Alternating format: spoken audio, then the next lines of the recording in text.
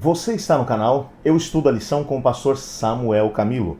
Hoje é sexta-feira, dia 6 de novembro, e faremos um estudo adicional do nosso tema principal da lição dessa semana, que foi a lição 6 do nosso trimestre, cujo tema é Outras Lições do Mestre dos Mestres. Muito obrigado por ter escolhido estudar a lição junto conosco. Todos os dias nós preparamos um vídeo especial com aquilo que é o resumo da lição do dia, para que você tenha a possibilidade de poder fazer um complemento do teu estudo, do nosso guia de estudos nesse trimestre, a educação e redenção, uma lição que está sendo fantástica. Algumas pessoas às vezes aproveitam para poder estar assistindo o vídeo enquanto estão no metrô, estão no ônibus, estão no meio do caminho ou estão em casa, aproveitam para poder ter um contato um pouco melhor com o texto da lição. Eu confesso que não tem sido fácil dedicar tempo para poder tocar o canal e ao mesmo tempo gravar os vídeos, mas é com muita alegria que a gente faz tudo isso. É exatamente por isso que eu queria pedir para você, que é a razão de podermos estar desempenhando esse trabalho, porque nós queremos que os vídeos cheguem até você, que você nos ajude também, se inscrevendo no canal, que você compartilhe esse vídeo com seus amigos nas suas redes sociais, para que mais pessoas sejam alcançadas através desse trabalho. E ao mesmo tempo, acione o sininho aí no canal para que você receba a notificação todos os dias quando a gente postar o vídeo aqui.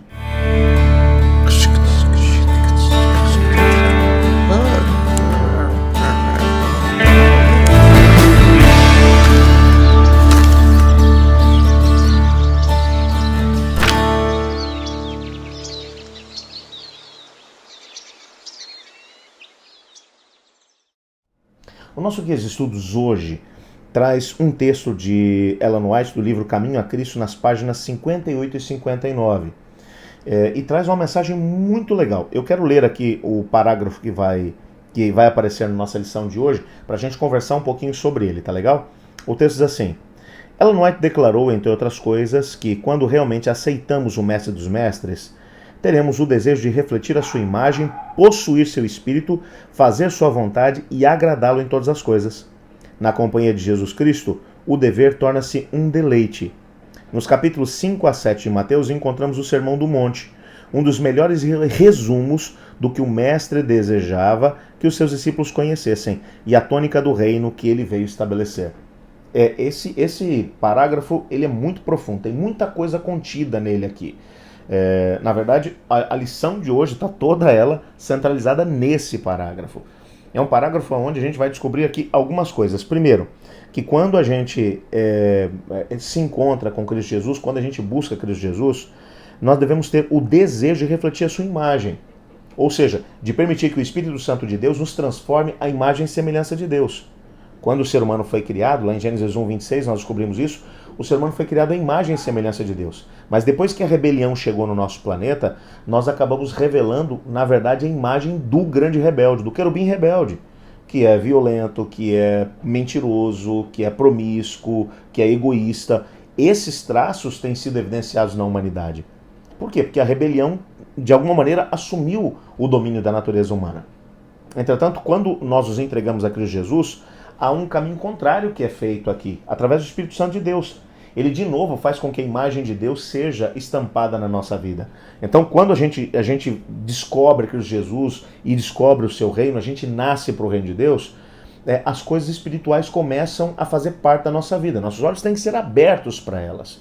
Tá, pastor, mas o que é importante no reino de Deus? O que nós encontramos, daí vem a segunda mensagem aqui, nos capítulos 5 a 7 de Mateus, que é o sermão, aquilo que é chamado de Sermão do Monte, é um resumo daquilo que é a natureza do reino de Deus. Como aqueles que entram no reino de Deus devem viver. É um dos maiores desafios, sem sombra de dúvida, dentro do contexto dos evangelhos de Cristo Jesus. É bem provável, dizem alguns entendidos no assunto, que o que está ali nos capítulos 5 a 7 de Mateus não foi o conteúdo geral de um sermão específico que Jesus fez. Alguns teólogos vão dizer que provavelmente o que Mateus fez foi pegar um discurso feito por Jesus Cristo e ao mesmo tempo agregar a ele conceitos que Jesus foi ensinando no decorrer dos anos de ministério dele aqui. Até porque quando nós olhamos para os outros evangelhos, nós percebemos que havia um conteúdo menor referido nos outros evangelhos. Mateus, ele traz um conteúdo realmente muito grande daquilo que é chamado de o Sermão do Monte de Jesus Cristo. Ele pega vários ensinamentos de Jesus e coloca todos num discurso só. Mas o que é mais importante é que Mateus vai colocar, antes de poder falar sobre o que Jesus ensinou no Sermão do Monte, Mateus vai dizer assim: e vendo Jesus as multidões, passou a ensiná-las dizendo. Isso aqui tem que ser o cerne da questão. Jesus queria ensinar para as multidões que o seguiam como eles poderiam viver a experiência do chamado, a experiência do reino de Deus, do reino espiritual de Deus. Jesus viu as multidões, viu que eles estavam sofrendo. Porque quando a gente vive focado nesse mundo, com expectativas daquilo que esse mundo pode nos oferecer, o resultado nós vamos ter a frustração. Porque nesse mundo controlado pela rebelião, pode ter certeza de que tem... Você já reparou que tem pessoas que colocam como foco da sua vida, por exemplo, ganhar muito dinheiro. Daí trabalham, porque querem mais dinheiro, e mais dinheiro, e mais, e mais, e mais. E nunca se satisfazem. E há um sentimento de frustração. Há uma grande quantidade de pessoas que chegam no final da vida, veem a grande riqueza que acumularam e dizem: minha vida continua vazia. Por quê? Porque nada nesse mundo pode conseguir preencher o nosso coração. É por isso que lá no livro de Eclesiastes, Salomão vai dizer que Deus fez tudo perfeito no seu devido tempo e colocou a eternidade no coração do homem. A ideia é de um espaço eterno que só pode ser preenchido por Deus, que é o único eterno. Então você pode colocar o que você quiser lá dentro das coisas desse mundo, que não vai conseguir preencher o vazio da alma. Ele só pode ser preenchido por Deus. Deus nos criou com a necessidade dele. Nós só nos tornamos completos com Deus vivendo na nossa vida. Por isso, quando nós nascemos de novo, o Espírito Santo tem que habitar dentro de nós. Então Jesus viu as multidões que estavam buscando felicidade. Muitos deles achavam que quando eles conseguissem a plena libertação dos romanos que haviam invadido o país, que eles seriam felizes.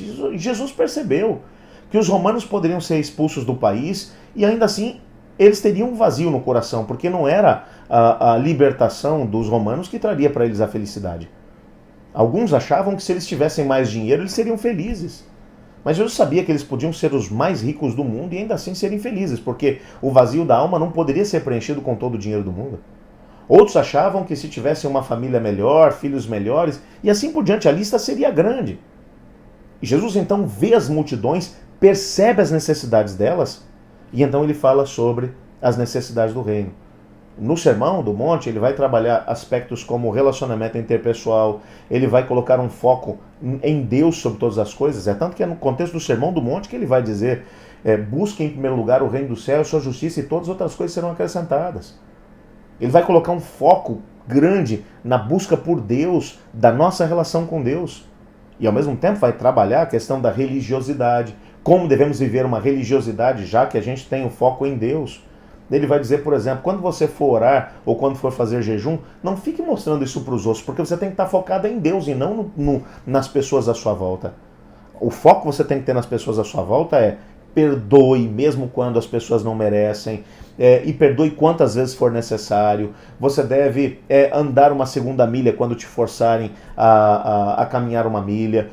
E Jesus vai colocar um foco grande no perdão, na aceitação das pessoas, na capacidade de ultrapassar as falhas dos outros em relação a nós.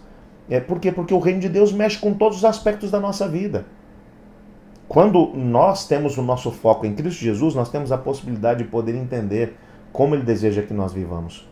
É lógico, e eu te desafio a ler os capítulos 5 a 7 de Mateus e tentar perceber aqui nesses capítulos como é complicado esse negócio de viver os princípios do reino. Não é fácil, é um grande desafio. Nós só podemos viver os princípios de Mateus de 5 a 7, o Sermão do Monte, se nós estivermos cheios do Espírito Santo e Ele estiver dirigindo a nossa vida. Com a nossa natureza pecaminosa, nós não somos capazes de poder viver essa realidade. Só podemos viver as realidades do Sermão do Monte se o Espírito de Deus estiver dirigindo a nossa natureza, se tivermos nascido da água e do Espírito, como João capítulo 3 vai dizer. Eu queria orar nesse momento pedindo a Deus para que nos ajude a poder viver essa realidade. Ore comigo. Obrigado, Senhor Deus, por Tua palavra, obrigado porque nela compreendemos aquilo que é o Teu propósito para a nossa vida. Ajuda-nos a viver os princípios do Teu reino. Pois é em nome de Jesus que oramos. Amém. Eu estudo a lição. E você?